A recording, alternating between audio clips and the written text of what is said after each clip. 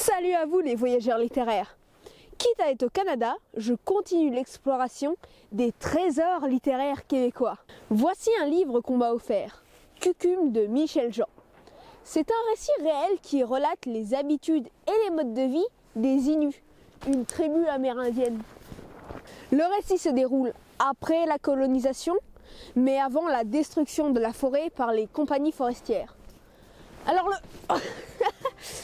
le personnage principal s'appelle Almanda Siméon. Et un jour, elle décide de suivre un Innu par amour, mais elle est également fascinée par son univers. Et je la comprends. La culture Innu décrite à l'intérieur du livre est vraiment fascinante.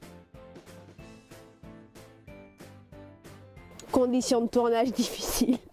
L'immersion dans la culture Innu qui nous est proposée nous permet de déconstruire par exemple certains préjugés d'époque. Par exemple, un moment, la narratrice, qui est issue de classe sociale pauvre, s'offusque de voir l'argent gagné grâce aux fourrures partir n'importe comment dans la période que la tribu passe au village.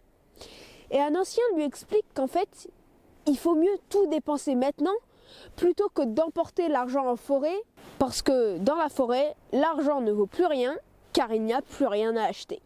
Ce livre est le récit d'une intégration, mais également d'une dégradation vers la fin. En effet, isolés, déracinés, les Inuits se laissent dépérir. Leur maison, même après qu'ils aient abandonné leur mode de vie d'origine, se retrouvent menacés lors de contrats où ils ne sont pas pris en compte. Les accidents de la route impliquant des Inuits, enfants compris, se multiplient. C'est tout simplement la destruction d'un monde et la dégradation d'une société racontée. Ce livre dénonce de manière flagrante ce que subissent les Inuits. Par exemple, les enfants étaient obligés d'aller à l'école loin de leur famille. Et à ce moment-là, les maladies, par exemple, qui décimaient les enfants étaient courantes. De plus, dans ces écoles, que je qualifierais plutôt de prison, était pratiqué un long endoctrinement d'idées qui finalement aboutissait à la méfiance des enfants envers leurs parents, qu'on n'arrêtait pas de leur présenter comme des sauvages qui les feraient assurément souffrir.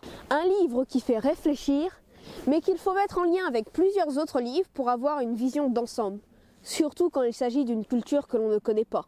Allez, à bientôt pour la suite de l'aventure québécoise. Sois au rendez-vous!